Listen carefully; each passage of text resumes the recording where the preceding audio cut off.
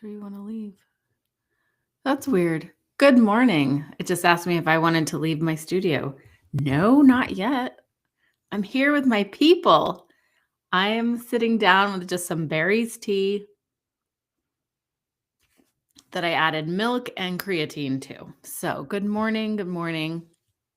So glad you could join us for an episode of Tea and Tell, the show where I show you what I've been learning and show you stuff around my house, like stuff that I like. We talk about books, we talk about movies, TV, binge watching, the dreams that we're trying to fulfill. I'm going to share with you my journey on creative exploits and creative. Is that even really a thing? Like, why do they call it creative exploits? Anyway, we talk about those sorts of things. We talk about just the kind of stuff that lots of people talk about on talk shows, but we're just normal people. We're not famous over here. So at the end of the show, we bring on someone and we'll read either tarot or oracle with them. And it's just going to be fun. I'm not a big, I'm not like I'm not a like tarot reader. I collect it sometimes. I think it's fun and sometimes I read it to people and, use the guidebook heavily, and I'm not a wizard, but we thought we'd have some fun here. So actually, yesterday, I will get right into we'll just start talking, okay? So, yesterday, oh, by the way, subscribe at your own risk. We'll be doing this every morning as much as we can. So, luckily for us, nobody actually is watching. I have 2 subscribers, which is great. And of those 2 subscribers, one is my sister, and I think I'm going to ask her to be my producer. So, we'll see. Uh, but in the meantime, so now we have all the time in the world to have all of our technical difficulties to figure stuff out. Okay, so let's get going. So I will tell you yesterday about, I actually have sort of a life coach slash tarot reader. I talked to her yesterday. Her name is Brooke Andrioli. And if you want to hire a great tarot reader, life coach, I would highly recommend her. And we talked, the question I asked. Okay, I'm going to talk about the best way to ask a question for tarot. This is for me, okay? So, you can ask questions such as, is the guy I'm dating the right guy for me? Or should I take this job? Where should I go looking for a job? Sometimes the broader the question, the harder it is for you to see the answer in the tarot. And you can do it however you wish. I mentioned this before. There's this woman named Marie Manucheri, and she says that she's like she's a psychic. It's so funny when I say it out loud. I'm like,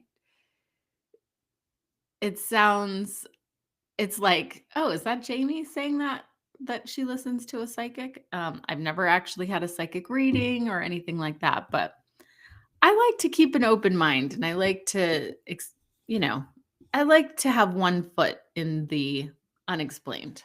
How's that? So she explains that the universe or your higher mind or the universe doesn't really like to, they don't understand who, what, where, when questions, which I'm like, really? Are you sure? But I'm like, I think they can do anything they want, but whatever, I'll go with it. So she suggests that when you're asking a question of your guides or the tarot or whatever, you can phrase the question more in a please statement, such as, please show me whatever is in my highest good concerning my job hunt. Or please show me whatever is in my highest good concerning my relationship with my son. And so it goes. So often when I'm asking a question of the tarot, I will phrase it like that. Please show me the best thing I could do with my job. Please show me. So like that. Okay. Cool. Now, what I think we'll do today is I found this. I found it. Barnes and Noble carries it. And it is the Seasons of the Witch Winter Tarot. And I'm not sure if we're gonna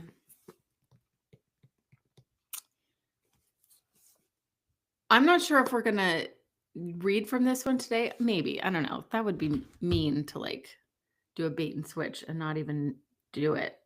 So I'm gonna drink my tea. It's getting cold really fast, which is perfect for looking at a winter tarot. I happen to live in a beautiful place where we fortunately get we have a lot of winter up here. I mean, it's not brutal winter. It's not like snowing. We're not snowed in from October to April, but it's cold and it's like sweater weather for, you have to wear a sweater basically for 6 months out of the year, which I really appreciate, especially with the world and the planet and changing weather patterns. Okay, so this is a beautiful tarot. These guys make the Seasons of the Witch people. They make all these different oracle cards. Now, I'm just going to say I'm not an expert in tarot or oracle. In fact, this little girl was told that these sorts of things were evil a long time ago. So I'm just exploring, and I'm, a little bit like my other brand, my Multiple Curiosities brand. I'm just a student of life, student of oh my gosh, this is so pretty. Look at this. Okay. So I pulled out the guidebook. First of all, the guidebook is like this. And then so you use the ribbon to lift it out. Oh, love that. Okay, now check it out. Now look. Oh my gosh. So so the ribbon comes out like that. Then you use the ribbon to lift it up. Oh, good. Oh my gosh. I hope you can see. It's like this purpley blue color, gilded edges. And then there's this little sleeve that comes off. You can rip it. But like, how beautiful is that? Are those foxes? Oh, love it. Okay. These girls, they make beautiful tarot. Okay, so here we go. That's the back of it. Looks like there's a moon with maybe some moon phases, candles. I don't know if that's wheat or what that is, but how beautiful. Okay. So maybe we'll just do one of these, what do they call it? Like people will just have a YouTube video where they just show all the cards. So this is the Fool. It's going to be tricky. I need 2 hands, but let's just go through together. So there's this beautiful Fool with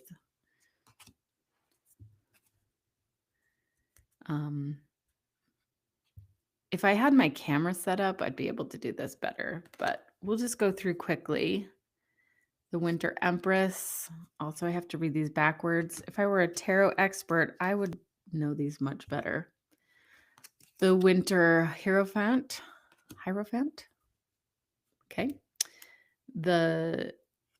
What is she called? Oh, the Winter Lovers. Oh, interesting. That's an interesting way to do the lovers. Okay, they're sticking together a little bit. Okay. Gorgeous. See, I like to sometimes get my tarot cards and like, I don't pick through them or I don't look at them first. I just want to be surprised. Maybe it's I'm seeking a good dopamine hit or something. But interesting. Look at that. The Winter Lovers. Interesting. And they're calling it, everything is themed around winter. So I wonder if to some degree the lovers are separated because it's the winter and, he's out hunting. It looks like he's got his sword. Nice. She's inside reading. I mean, if it was a long time ago, she'd probably be cooking, making candles, but she's a woman of leisure. I love it. Okay, so then the Winter Chariot. Oh, Strength. This is the one I pulled yesterday with my um life coach. The Winter Hermit. Yeah, doesn't that look like the Patron? It looks like Harry Potter's Patronus. Maybe that's Harry Potter's kid. All right. The Winter Wheel. Ooh, interesting. So it's not Wheel of Fortune. The Winter Wheel. Beautiful. So it's a mill. Ooh, I'm loving these. Winter Consequences. Which one's Consequences? 11. What is that normally called? Hang on. We're going to get out a simple guidebook. My guidebook, hang on, is it's actually this tarot coloring book, which I got, it's super basic. Like there's this much on each tarot, but it's, the Rider-Waite tarot, and it explains in the most simplistic terms, hence it being a coloring book. It's not really for children, but it could have been for children. So super simple. So let's see, which one is number 11? Oh, Justice. Okay. Well, that makes sense. I was going to say that. I was thinking that, but all right. So what was that? Winter Consequences, Justice. Oh, obviously, there's the scales of Justice. The Winter Hanged Man. A hanged woman. Oh my gosh, look at, she has Rapunzel hair. How cool. All right, so that's number 12.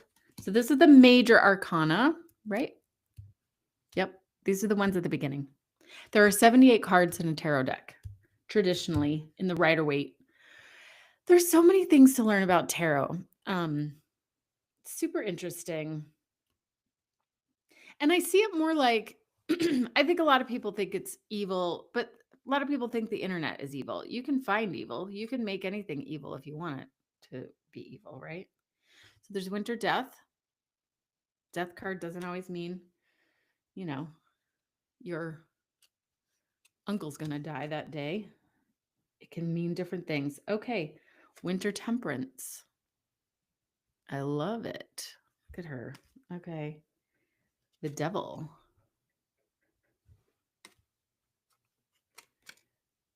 Winter Tower. So this is the first, like this, these are beautiful. And maybe you're like, oh, I want the Seasons of the Witch, like summer or fall. Great. You got to wait a little bit. This is the first one they've come out with. They've had all different seasons for their oracle, but now they're doing the tarot decks, and this is their first one. So the next one that comes out is going to be fall, but it's going to come out probably in the summer. Okay, Winter Star. Ooh, I love that star card. Look at that. Normally a star card has 7 stars in the sky, or often. I don't want to say normally, but in the Rider-Waite, it has 7 stars, and it's this woman who's a water bearer. And interesting. Oh, and you can see some foxes in there. Cool. New Moon. Whoops. They're kind of sticking together. New Moon. Midnight. All right, I'm checking these. So Midnight, I think New Moon just means moon. Is their moon card. Okay, so let's see. Justice. Here's the Hanged Man. I do like this coloring book because it shows you just like the most basic and most traditional Rider-Waite. Okay, so that's the Death card. I didn't know it looked like that. Oh, and it's like, is that the Tudor rose? I'm not sure. See, I'm just learning. Temperance. It's usually somebody pouring from one cup to another. The Devil. The Tower. The Star. Oh, I said 7. Oh, never mind. There's 8 stars. So many tarot cards I feel like have 7. But what do I know? I'm just learning. The Sun. Oh, so wait a minute. Okay, so this is number 19. Oh, interesting. They went with midnight because it's winter. So it's like the opposite of the sun. Very interesting. Yeah, they're using lots of moon imagery. So new moon is number 18. So we'll go back. Yeah, so the moon is the new moon. And then the sun is midnight. So full-blown midnight, but they've got a full moon in that card. Okay, so wait. Okay, wait. Hang on. Yeah. So then after the sun, hang on.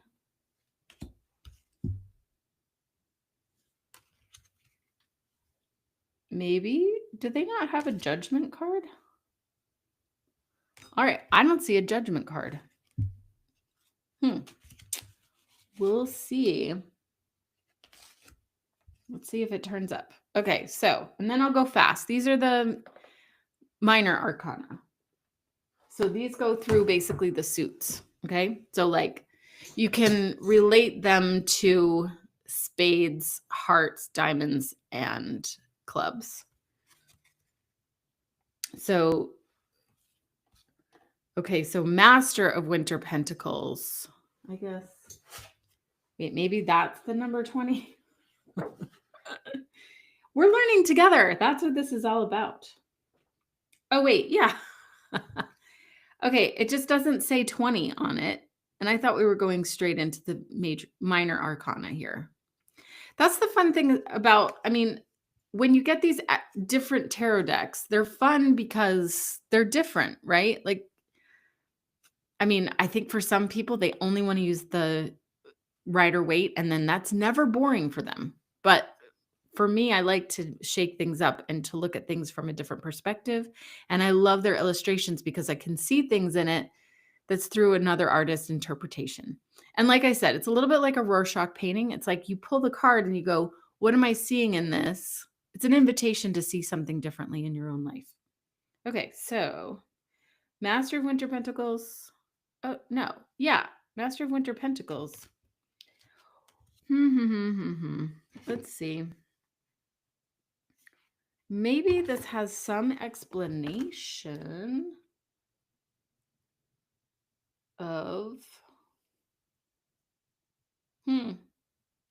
well, I don't know. Okay, so they're just going backwards because the Master of Winter Pentacles, that's the King of Pentacles. So maybe we're going backwards. I'm not sure where the Judgment or the World card are in here. And I've got to drink my tea. I don't like cold tea very much. Okay. So for them, they go with Master, Artisan. Artisan is like the queen. Apprentice is knight. And initiate is page. Isn't that, look, it's so beautiful. I love this artist. Tiana Lukovic is the one who did all the illustrations on these. Okay, so we're going to just go through and we'll ask questions later. So 10 of Pentacles, 9, 8, 7. These cards are great too. There's a lot of feminine energy in them. Obviously, witchy. It's the seasons of the witch, right? Love it. 5. Oh, 5 of Pentacles. Yeah, you can. The nice thing is a lot of them you can tell exactly what they're going for.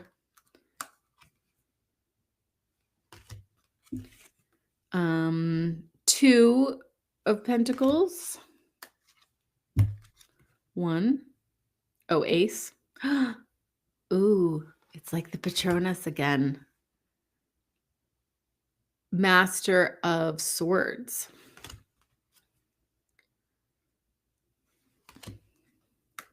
Artisan of Swords. Apprentice of Swords. Initiate of Swords. 10. 9. 8. 7. 6. Oh, yeah, look at that. Totally different interpretation, and yet there's still the boat and the swords. Interesting. They have it like lightning.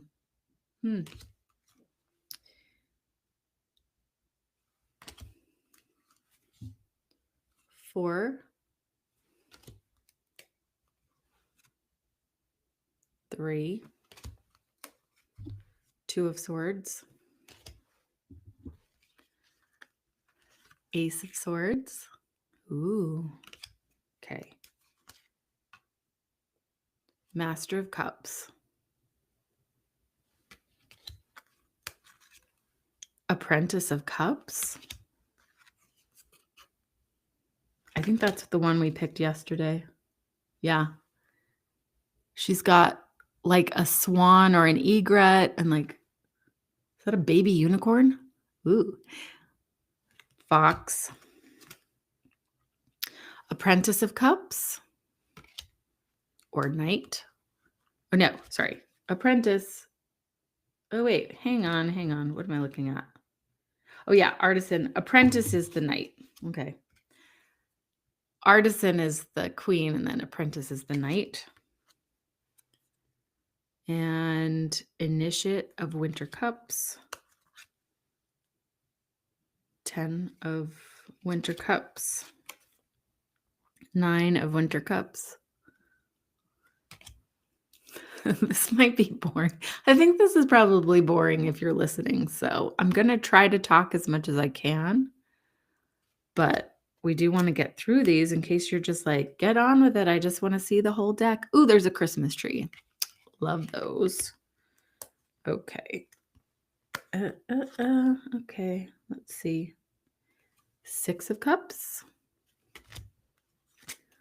Everybody in the comments, write down what is your favorite card? What's your favorite card that you see here so far? And then what is your favorite what's your favorite card to get? Like, is it King of Pentacles? Because it means you might, because you think it feels like it means you're going to get rich. Or do you love 10 of Cups? A lot of people love the 10 of Cups. That means good things. They get excited for 10 of Cups. Oh my gosh. Santa or Father Christmas. Love it. He's Master of Winter Wands. Okay, so we're on to the wands. Sometimes wands are depicted as like sticks. Sometimes they're depicted as candles or fire, which I love. Oh, that one's beautiful. Artisan of Winter Wands. So that's the Queen of Wands. I love her hair. Apprentice of Wands. There's a woman. I can't quite figure out. Is she like, oh, she's just like racing a fox down a hill on a sled. Interesting. Okay, these are all kind of sticking together. Initiate of Winter Wands. 10 of Winter Wands. This is one I picked yesterday. 9 of Wands. 8. Okay, so 7. What are your thoughts on tarot? Do you love it? Do you love these? Okay, this one right here totally reminds me of this beautiful book by Carson Ellis, and she's well, the illustrations are by Carson Ellis, who I love, and um, it's based on a poem by Susan Cooper, I think, and it's called The Longest or The Shortest Day. And so this gives me shortest day vibes. It's a beautiful book. It's about like the first day of winter, and it's a picture book. Three of Winter Wands. Two Ace. Ascending to Spring. So this is number 21. Oh, and here's 20. So 20 and 21 were missing. So this is self-reflection and ascending to spring. It's number 21. And let me just verify. So, okay, so 21 would be the world card, ascending to spring. Oh, I love that. And see, they put it in order because a tarot deck is kind of like a story. You go from Fool and you go through all these experiences and you come out on the other end. So once the winter's over, then you ascend to spring, and that's the world card. And Judgment is self-reflection. Oh, that's perfect. So there's the balance, and I love that. Okay. So that's exciting. Thanks for going through that little journey with me. These are gorgeous. I'm excited about this deck. You can do what you will if you want. Pretty soon, I think I'm going to put up a page on my website that is like an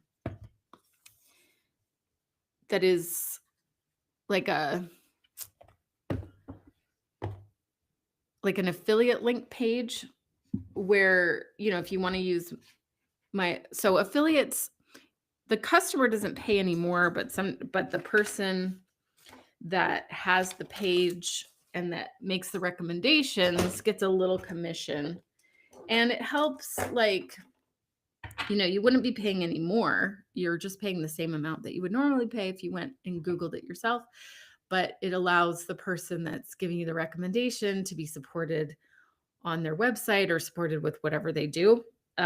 So, like a person might earn, on a $20 item, they might earn $1 or something like that. So I might put that up on my page at some point. All right. So I just asked a question of the tarot yesterday, but last time we were doing this before, I'm going to just close my eyes and see if I can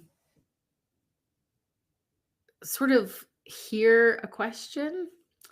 Okay, so, if you're tuning into this, then if you're tuning into this now, this is still even though it's live right now and nobody clearly nobody's on here with me, which is fine. But if you find this, then consider it you found it at the right time. So this is what I'm going to ask. And because everything's, you know, um, everything's happening, everything everywhere all at once. It's that kind of idea. So everything's happening in the now. And so if you find this, even if it's 5 years from now, assume, just rest assured that this could be the answer for you now, because you're finding it in your now, even though this is my now. But 5 years from now, it'll be your now, and on it goes. I love to think of the tarot as a way, it's sort of like you're inviting your higher mind in, or your spirit guides in, to help you see things that you wouldn't have seen otherwise.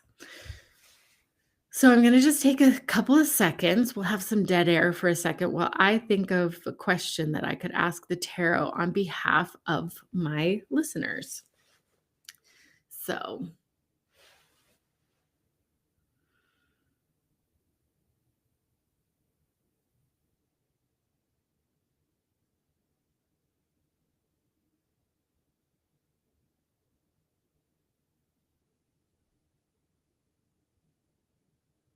Okay, so the question I feel is coming to me is please show me how to be fulfilled in my human experience. Okay, so while the way I do it is I think of that question while I'm shuffling, and then I trust. I trust the process and I trust the answer will be given in the way it needs to.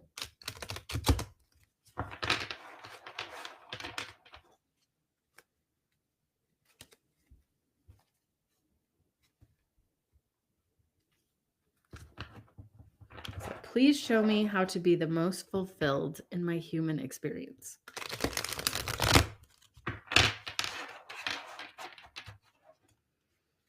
Okay.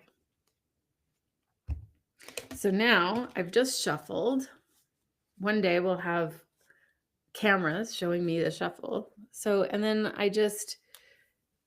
I feel where it feels right. And that feels good right there. So, first card, I pull from the top of the deck. Okay. So I always pull, for me, when I do a 3-card pull, I pull it like this. So first pull is present moment. So we've got winter strength. Okay. And then the next card we pull, it's really interesting, is the roots or the past is artisan of winter cups. Okay.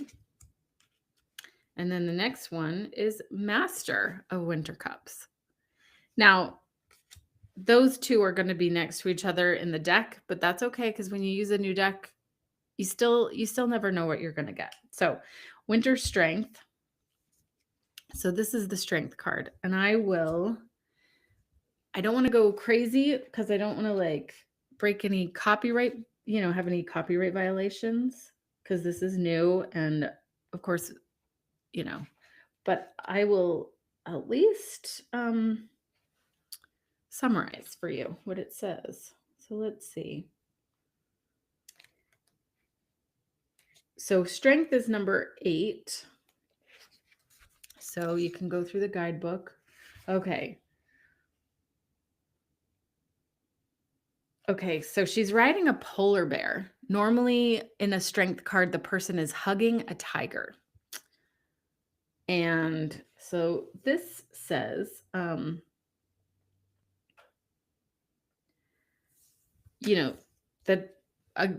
it's saying like normally a person on a polar bear should be scared, but she gracefully sits upon the bear's back as they make their way through the dark woods. She doesn't try to control the animal, and there are no reins. There's no whips. She's just riding.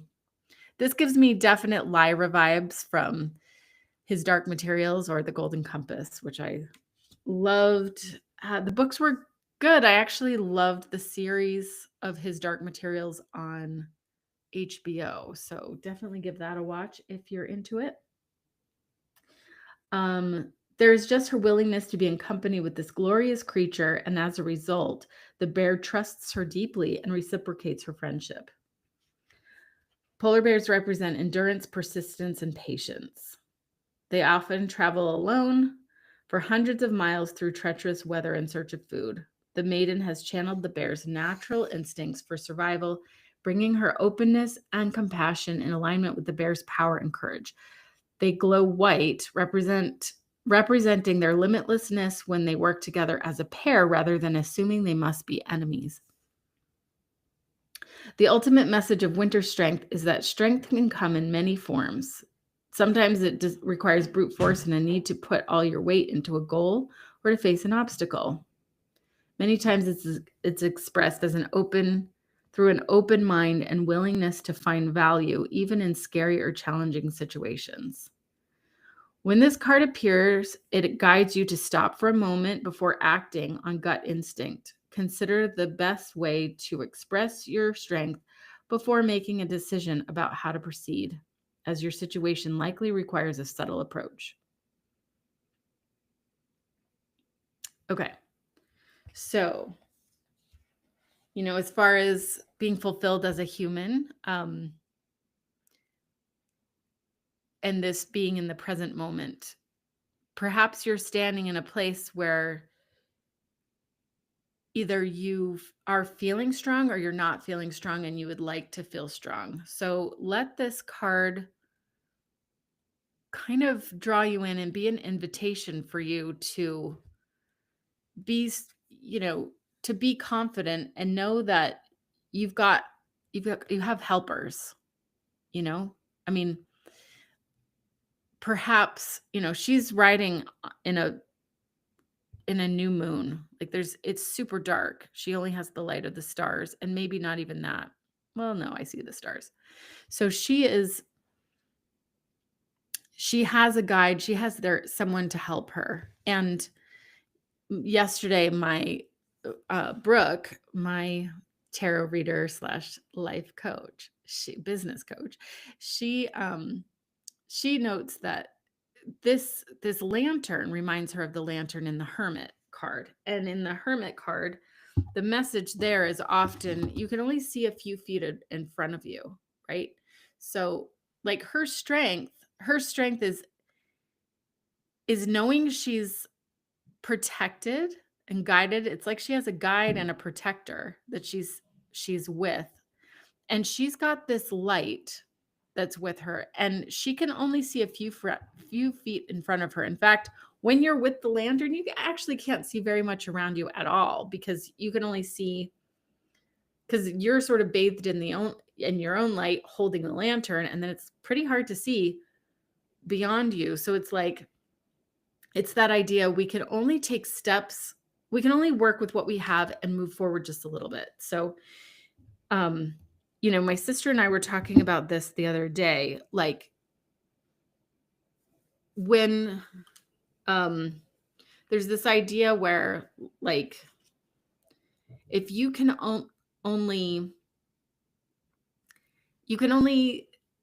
like it's about learning to do more with having less. So like I don't know if I mentioned this yesterday, but it's this idea, like there's this person I listen to, Bashar, and he talks about, many times an artist will be like, oh, I can't do my art because I don't have the fancy paints and I don't have the fancy canvases and things like that, which is what a lot of us do. Like, oh, I can't start my YouTube show because I don't have studio lighting. Like, or I don't have a producer, or I don't, they're all that you think of all the excuses of why you can't do something. But Bashar says, like, when you learn to do more with less, let's see, when you learn to do more with less, you will be required to do less to get more, which is like, that's why. So rich people might work hard, but we know that they probably don't work as hard as a plumber who's working 16-hour days digging out toilets. When we want wealth or like a fulfilling life, it's not about avoiding hard work, but it's about trying to find meaningful work so that you can enjoy life beyond just getting paid for each hour that you work. So the invitation, when you see that hermit lantern, remember it's sort of that invitation to you only are required to take one step at a time. You're only required to be in this now moment at any time. So when the artist is wanting all these fancy paints and they're wanting the fancy canvases, really, that doesn't mean they can't be an artist if they don't have those things. You can be an artist, he brings up the cave paintings. Like they just had charcoal on a stick and maybe some pigments. They had very little. You can be an artist with just a stick. So if you can be an artist with just a stick, and not only that, but like when you learn to do, it's the principle of learning to do more with less so that you are required to do less to get more. And that's true wealth and true abundance once you kind of move in that place, if you focus really on the now and what's in front of you and the choices that you can make right now, that's like really the secret to life. So living a fulfilled life as a human is contained right here, like in this step right now, like being in the now, being present. That's where having a fully realized life is. And that's where, true fulfillment lies in there. Okay. So Roots is the artisan of winter cups. And let's see, so I'm just going to, so a Queen of Cups, I'm going to give you the basic Queen of Cups, what the basic Queen of Cups means, if I can find it. Here we go. Basic Queen of Cups is it's feminine, sensitive, and creative, naturally psychic, trusts her feelings in all matters. She's able to focus her will and nurture her dreams. How will you turn your dreams into reality? I don't really love that description because I think of cups. So cups are emotions, right? And so this queen or this artisan, she understands her emotions, she learns them, and she helps the people, around her. She is grounded in her own emotions. And let me get a better description. Hold on just a sec. We're going to look to this one. And okay. Here we find a beautiful maiden in the company of her wintry creatures. She sees you, but she makes no move to approach you. Instead, she waits patiently for you to seek out her healing gifts, knowing you will find her when you're ready. So this Queen of Cups energy is like, you know who you are, and you allow people come to you, okay? And it's an invitation, like, I'm here, you can get in touch with me, but I'm not going to chase you down.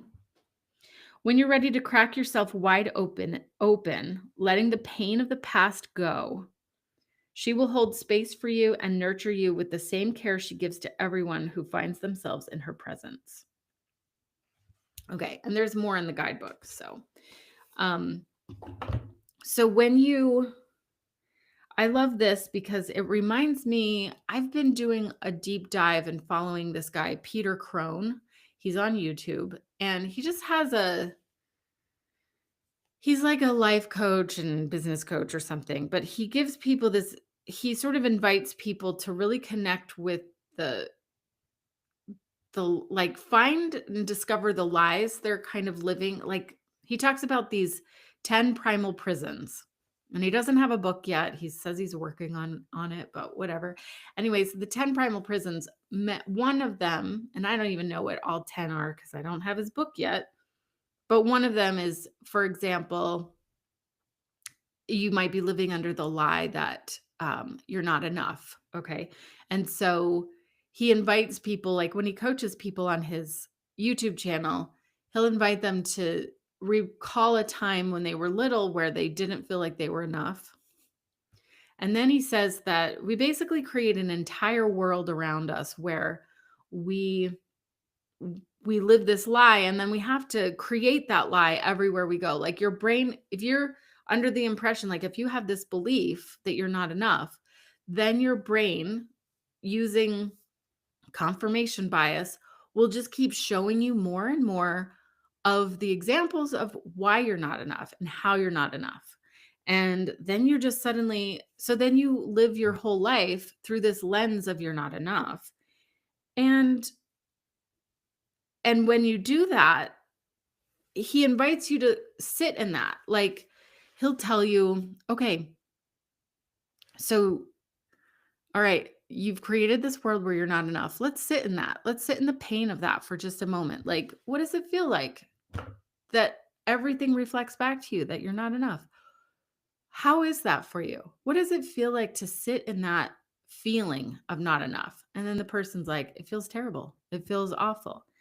And then he's like, and then he invites them to kind of he'll ask them like, "Is that unequivocally true? Are you not enough? Like, did you come with instructions when you were born saying, 'Here's Jamie, she's not enough.'"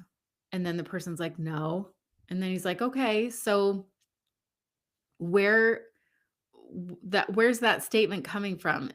And they're like, "Well, from my mind. My mind is telling me that I'm not enough." And he's like, "Okay." And then that's like when you put it that way, it's like it's words, right? So you have these words like that are basically casting a spell. I love this. So you're basically casting a spell and recasting a spell every moment of your life when you are living the reality of you're not enough. And so he says, what would it be like to live in the opposite of that world where you are enough and that you're beautiful and kind and you're all you need to be? And then the person will be like, it feels amazing. And then it's like the invitation. Well, what if you could like live your life according to that reality? That you are enough, that you're all the things you need to be. And then they're like, wow, like everything would change.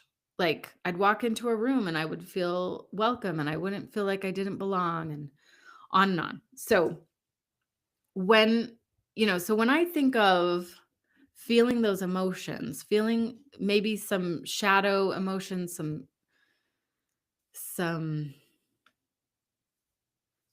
like maybe quote unquote difficult emotions, when I see that invitation to feel those emotions, it's not like, oh, I'm going to feel sad and then I'll feel sad forever cuz like there's a part in us that's telling us, oh, don't feel that way cuz you'll feel like that forever cuz it's that part in us is scared of those emotions. But if we can make space and sit with those emotions for a while, then in a way it's like it's allowing that emotion to get used up so that it can teach us what we need to learn, and then we can let go and release it and move on. So that might be in your past. And then for me, I definitely think that that's true for my roots of where I'm coming from in this moment, because I've been doing a lot of that work with Peter Crone. I haven't paid his fees. I'm just finding his stuff from YouTube. Okay, so the last one, invitation for next steps, is the Master of Winter Cups. Now, the Master of Winter Cups is the equivalent of King of Cups. Now, I love this because, so the way Brooke explained it to me is like Queen of Cups is like she, you know, she's very giving of her emotions and her emotional strength, but she needs to remember to replenish her emotional strength, So that's kind of where I've been. So like I'm kind of on a constant, while I work at this TMS clinic where I help people with depression, I have to be on a constant diet of like self-improvement, understanding my own emotions, learning about my own emotions and how I tick, learning how to stay in a high vibration, even though I'm working with people that are struggling with a low vibration. So I'm constantly replenishing myself as much as I can. So now she says that with King of Cups, it's more like when you get to this point, you are able to, spread the love and share your your positive emotions, your positive um, vibration, but it no longer depletes you when someone is coming your way and they're struggling. So it's a little bit like, I mean, I think we think of Jesus like that. Like he didn't, all those people followed him around and they all wanted healing and help us, but it didn't deplete him. He kept his own vibration because he was a master.